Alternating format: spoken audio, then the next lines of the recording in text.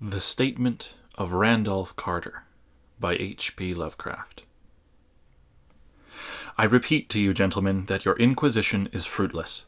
Detain me here forever if you will. Confine or execute me if you must have a victim to propitiate the illusion you call justice. But I can say no more than I have said already. Everything that I can remember I have told with perfect candor. Nothing has been distorted or concealed, and if anything remains vague, it is only because of the dark cloud which has come over my mind, that cloud and the nebulous nature of the horrors which brought it upon me. Again, I say, I do not know what has become of Harley Warren, though I think, almost hope, that he is in peaceful oblivion, if there be anywhere so blessed a thing. It is true that I have for 5 years been his closest friend, and a partial sharer of his terrible researches into the unknown. I will not deny, though my memory is uncertain and indistinct, that this witness of yours may have seen us together, as he says, on the Gainesville Pike, walking toward Big Cypress Swamp at 11:30 on that awful night. That we bore electric lanterns, spades, and a curious coil of wire with attached instruments, I will even affirm, for these things all played a part in the single hideous scene which remains burned into my shaken recollection. But of what followed, and of the reason I was found alone and dazed on the edge of the swamp next morning, I must insist that I know nothing save what I have told you over and over again. You say to me that there is nothing in the swamp, or near it, which could form the setting of that frightful episode. I reply that I know nothing beyond what I saw. Vision or nightmare it may have been. Vision or nightmare I fervently hope it was. Yet it is all that my mind retains of what took place on those shocking hours after we left the sight of men. And why Harley Warren did not return? He, or his shade, or some nameless thing I cannot describe, alone can tell. As I have said before, the weird studies of Harley Warren were well known to me, and, to some extent, shared by me. Of his vast collection of strange, rare books on forbidden subjects, I have read all that are written in the languages of which I am master, but these are few as compared to those in languages I cannot understand. Most, I believe, are in Arabic, and the fiend-inspired book which brought on the end, the book which he carried in his pocket out of the world, was written in characters whose like I never saw elsewhere. Warren would never tell me just what was in that book. As to the nature of our studies, must I say again that I no longer retain full comprehension? It seems to me rather merciful that I do not, for they were terrible studies, which I pursued more through reluctant fascination than through actual inclination. Warren always dominated me, and sometimes I feared him. I remember how I shuddered at his facial expression on the night before the awful happening, when he talked so incessantly of his theory, why certain corpses never decay, but rest firm and fat in their tombs for 1,000 years. But I do not fear him now, for I suspect that he has known horrors beyond my ken. Now I fear for him. Once more, I say that I have no clear idea of our subject on that night. Certainly, it had much to do with something in the book which Warren carried with him, that ancient book in indecipherable characters which had come to him from India a month before. But I swear, I do not know what it was we expected to find.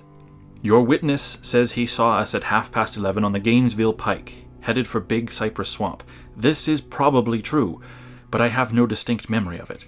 The picture seared into my soul is of one scene only, and the hour must have been long after midnight, for a waning crescent moon was high in the vaporous heavens. The place was an ancient cemetery, so ancient that I trembled at the manifold signs of immemorial years. It was in a deep, damp hollow, overgrown with rank grass, moss, and curious creeping weeds, and filled with a vague stench which my idle fancy associated absurdly with rotting stone. On every hand were the signs of neglect and decrepitude, and I seemed haunted by the notion that Warren and I were the first living creatures to invade a lethal silence of centuries. Over the valley's rim, a waning crescent moon appeared through the noisome vapors that seemed to emanate from the unheard-of catacombs, and by its feeble, wavering beams, I could distinguish a repellent array of antique slabs, urns, cenotaphs, and mausolean facades, all crumbling, moss-grown, and moisture-stained, and partially concealed by the gross luxuriance of the unhealthy vegetation. My first vivid impression of my own presence in this terrible necropolis concerns the act of pausing with Warren before a certain half-obliterated sepulchre, and of throwing down some burdens which we seemed to have been carrying. I now observed that I had with me an electric lantern and 2 spades, whilst my companion was supplied with a similar lantern and a portable telephone outfit. No word was uttered, for the spot and the task seemed known to us, and without delay, we seized our spades and commenced to clear away the grass, weeds, and drifted earth from the flat, archaic mortuary. After uncovering the entire surface, which consisted of 3 immense granite slabs, we stepped back some distance to survey the charnel scene, and Warren appeared to make some mental calculations. Then he returned to the sepulchre, and, using his spade as a lever, sought to pry up the slab lying nearest to a stony ruin, which may have been a monument in its day. He did not succeed, and motioned to me to come to his assistance. Finally, our combined strength loosened the stone, which we raised and tipped to one side.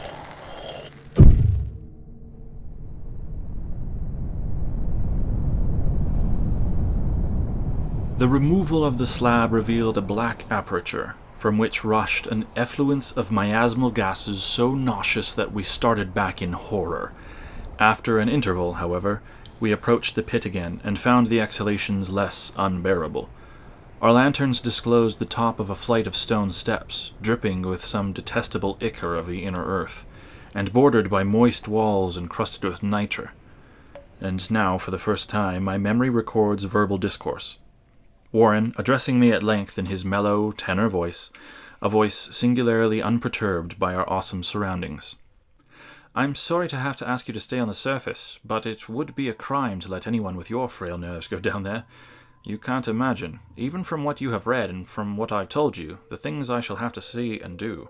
It's fiendish work, Carter, and I doubt if any man without iron-clad sensibilities could ever see it through and come up alive and sane. I don't wish to offend you, and heaven knows I'd be glad enough to have you with me, but the responsibility is in a certain sense mine, and I couldn't drag a bundle of nerves like you down to probable death or madness. I tell you, you can't imagine what the thing is really like, but I promise to keep you informed over the telephone of every move. You see, I've enough wire here to reach to the center of the earth and back." I can still hear, in memory, those coolly spoken words, and I can still remember my remonstrances. I seemed desperately anxious to accompany my friend into those sepulchral depths, yet he proved inflexibly obdurate. At one time he threatened to abandon the expedition if I remained insistent, a threat which proved effective, since he alone held the key to the thing. All this I can still remember, though I no longer know the manner of thing we sought. After he had secured my reluctant acquiescence in his design, Warren picked up the reel of wire and adjusted the instruments. At his nod, I took one of the latter and seated myself upon an aged, discolored gravestone close by the newly uncovered aperture. Then he shook my hand, shouldered the coil of wire, and disappeared within that indescribable ossuary. For a moment, I kept sight of the glow of his lantern, and heard the rustle of the wire as he laid it down after him.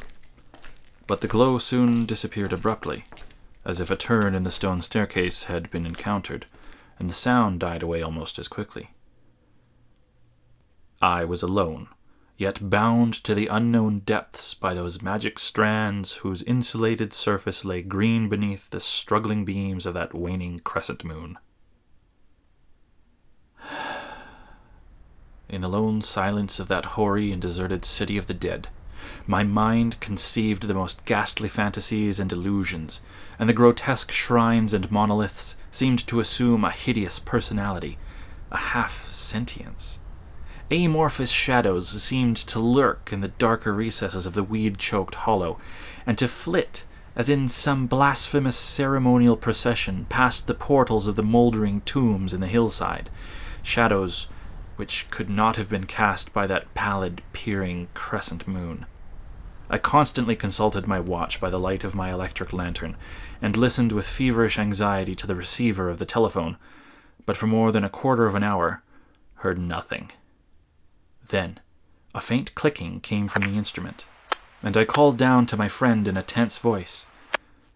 Apprehensive as I was nevertheless unprepared for the words which came up from that uncanny vault in accents more alarmed and quivering than any I had heard before from Harley Warren. He who had so calmly left me a little while previously now called from below in a shaky whisper, more portentous than the loudest shriek. God, if you could see what I'm seeing. I could not answer. Speechless, I could only wait. Then came the frenzied tones again. Carter, it's terrible, monstrous, unbelievable. This time, my voice did not fail me, and I poured into the transmitter a flood of excited questions. Terrified, I continued to repeat, "Warren, what is it? What is it?" Once more came the voice of my friend, still hoarse with fear and now apparently tinged with despair. I can't tell you, Carter. It's too utterly beyond thought. I dare not tell you. No man could know it and live. Great God, I never dreamed of this. Stillness again, save for my now incoherent torrent of shuddering inquiry. Then the voice of Warren in a pitch of wilder consternation. Carter, for the love of God, put back the slab and get out of this if you can.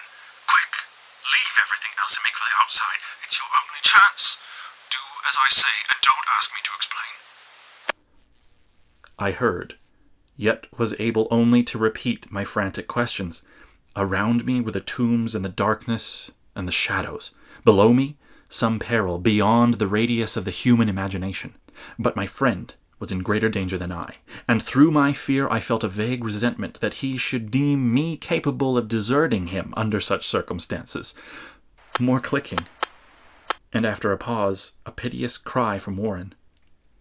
Beat it! For God's sake, put back the slab and beat it, Carter! Something in the boyish slang of my evidently stricken companion unleashed my faculties. I formed and shouted a resolution. "Warren, brace up! I'm coming down!" But at this offer the tone of my auditor changed to a scream of utter despair. Don't! You can't understand. It's too late, and my own fault. Put back the slab and run.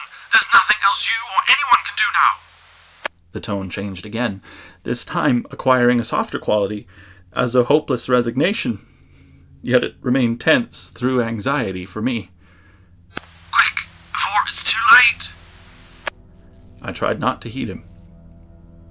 Tried to break through the paralysis which held me, and to fulfill my vow to rush down to his aid. But his next whisper found me still held inert in the chains of stark horror.